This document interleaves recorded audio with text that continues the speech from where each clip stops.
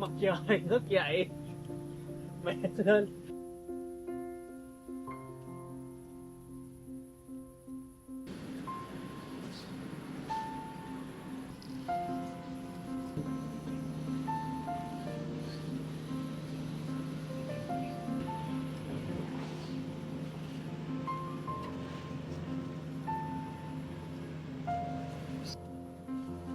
Nó đang biết ra luôn. Sợi Sợ là do cọng này nè, do cái cọng này là cái cọng con của nó nè. Em cứ căng nó ra đi, xong rồi em kéo cái con lên nó hết sệ. đúng luôn á. Mới bướm cho này.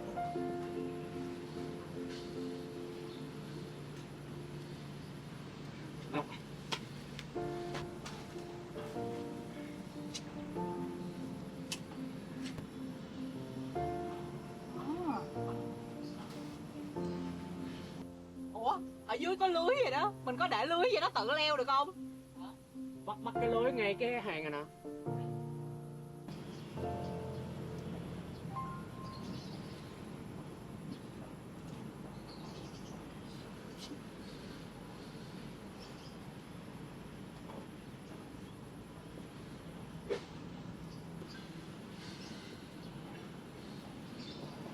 Ý là này nó mà lúc nó lùn lùn đó thì cho nó leo dễ hơn chứ mà.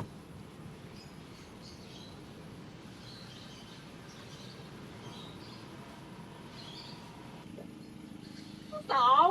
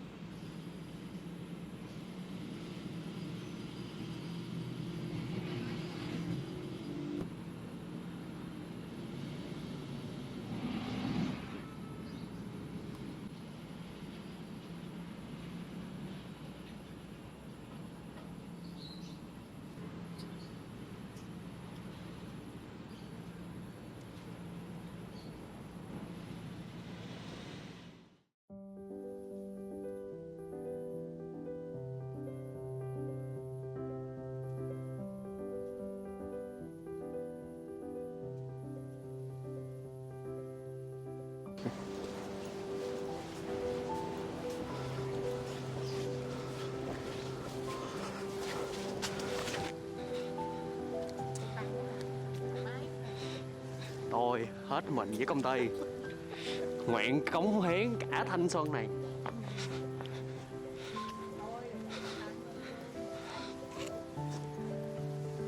Là mình tôi làm hết ha. Sao đẻ vậy bà?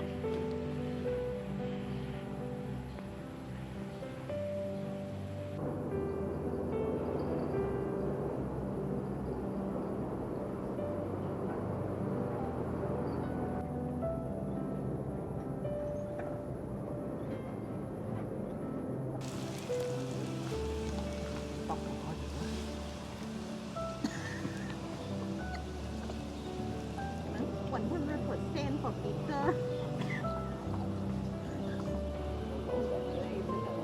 Ubin ibin, đó là Korea. Gì vậy? Bisa suka gini.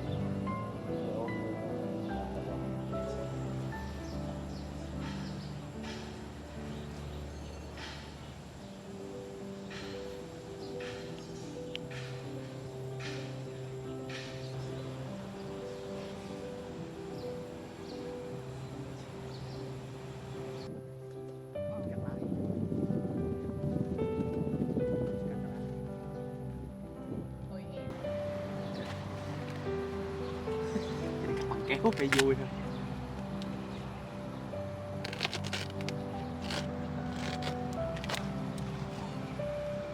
Kéo phải phá thì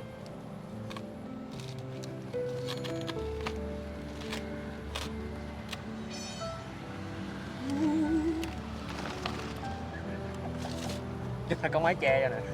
Ừ, trông hợp lý vậy.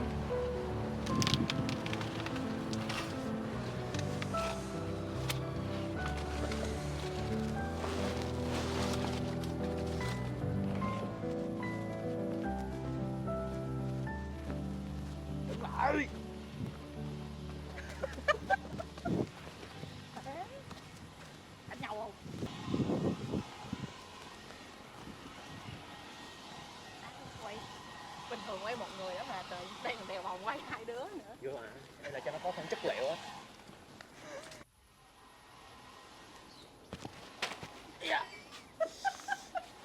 Sao mà rác được, nó chuối mà em. Thôi ráng. Mặt kia em, mặt kia.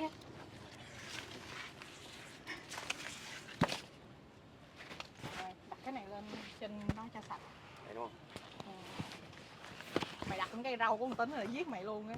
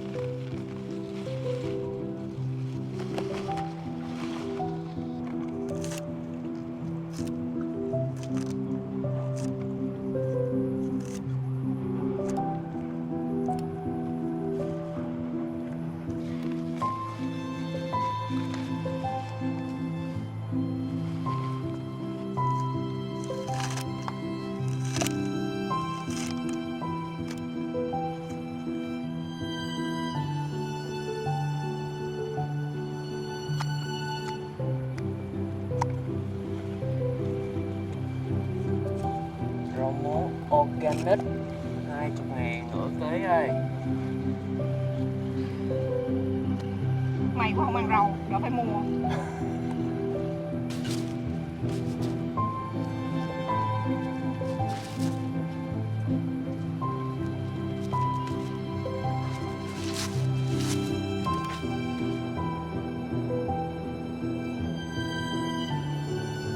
Hóa học là những chất cần thiết cho cây.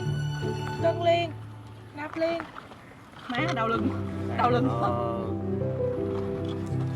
Ngon không? Surprise.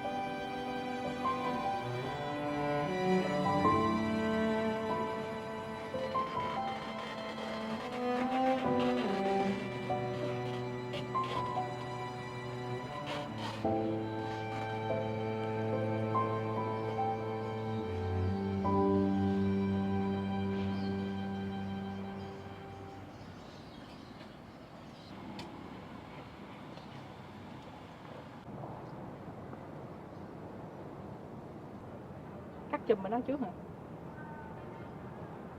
Kia nhỏ hay trời.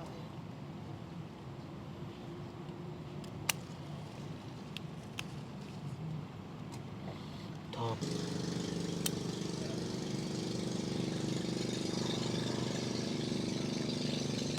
Nè, cho nè.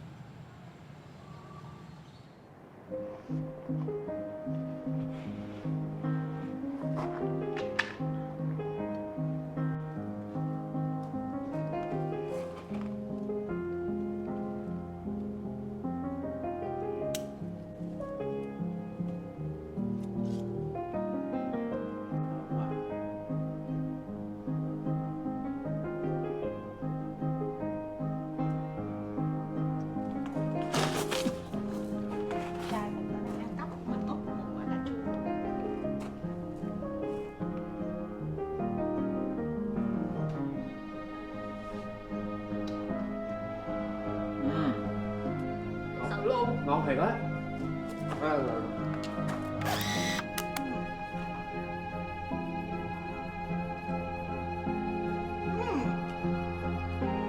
Nó cũng bình thường bạn.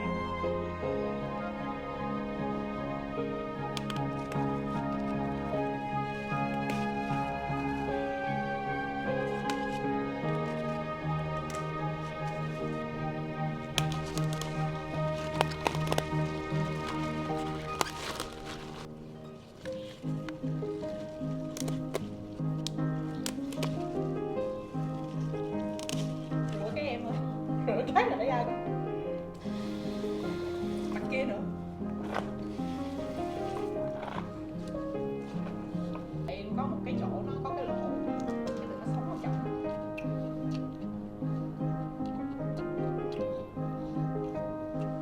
Kìa. Không cái ăn mới thấy được cái mùi. Không.